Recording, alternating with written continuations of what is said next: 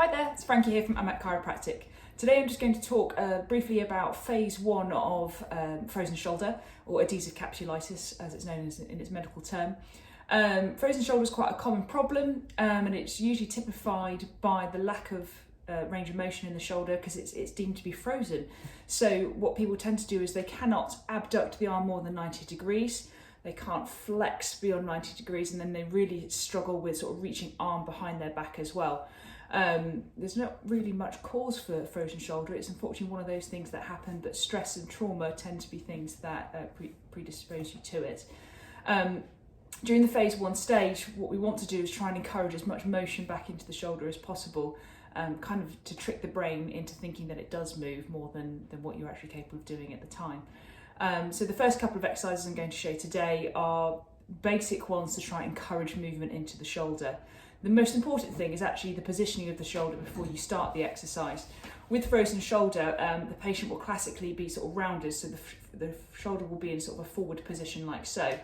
If my shoulder is in a forward position, it makes it very difficult for me to raise my arm up straight ahead of me or even out to the side. If I position my shoulder down and back into a good alignment, it makes movement of the arm far more easier when the scapula is in a good position. So before you do any of these exercises, really do make sure that that shoulder is down and back before starting.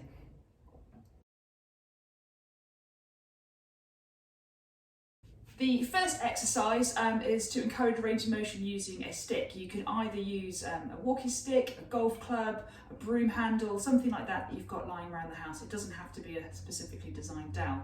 So we'll pretend that my left shoulder is my frozen shoulder. This hand is going to stay nice and passive and relaxed on the end of the stick here. And my other hand, my right hand, is going to drive the action of the two different directions that I'm struggling to get into at the moment.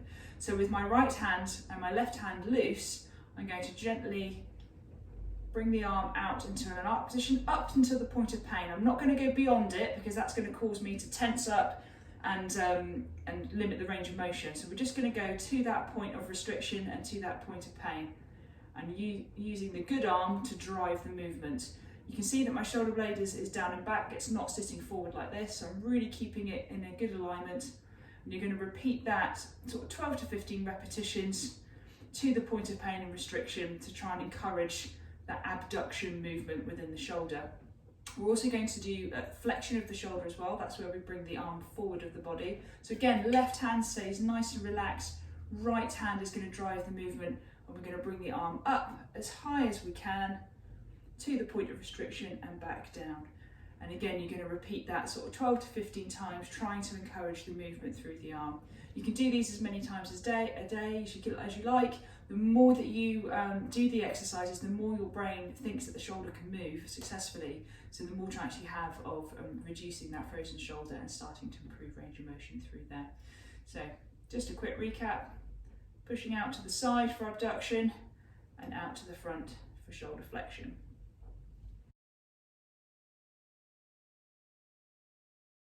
The last exercise we're going to do is called a pendulum swing.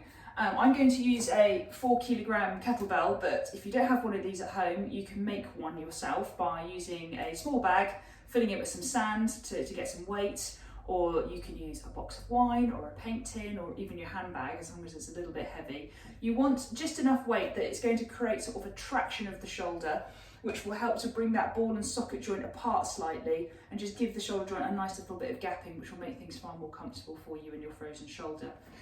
When you're doing this exercise, we're going to place it in the bad hand. Again, get that shoulder blade down and back, make sure the positioning is good.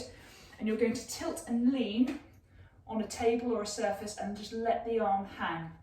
What you should feel with the weight is that there's a little bit of traction in the shoulder, and then you're going to make small circles clockwise. Do 10 of those, and then you reverse it, doing 10 anti-clockwise. If you look at my positioning from the side, you can see that my back is in a nice straight line. I'm not rounding through the spine, I'm staying nice and flat through there whilst I perform the exercise.